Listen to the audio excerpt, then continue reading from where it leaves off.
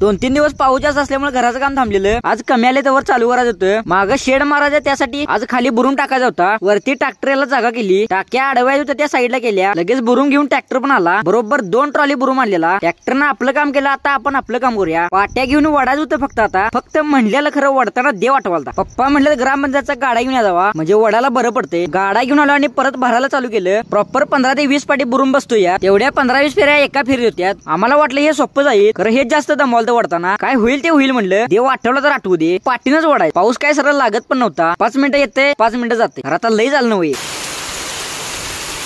सकाळी 7ला चालू केलं आणि 10 वाजेपर्यंत वडालतो. भुका तर लईच लागलेल्या. दुकानात जाऊन सुजी घेऊन आलो. पावसात गरम गरम खायला का नाही लई भारी वाटते. कपडे घाण झाले, त्यामुळे बदललेले कपडे परत बदलली. परत चाललो आपलं काम करायला. इकडे तर वर पोरांचा गोट्याचा डाव चालू झालता. डोक्याला बांधायचं राहिलेच की आणायचं. ह्याच्यामुळे डोकं पण दुखत नाही आणि दुसरं काहीच होत नाही. एकच फायदा याचा. बरोबर 4 वाजेपर्यंत वडालतो बुरून. तरी पण नाही आपला एवढं वडून पण सगळं संपवून जेवायचं ठरलेलं. खरं कधी 4 वाजलं काय कळालंच नाही.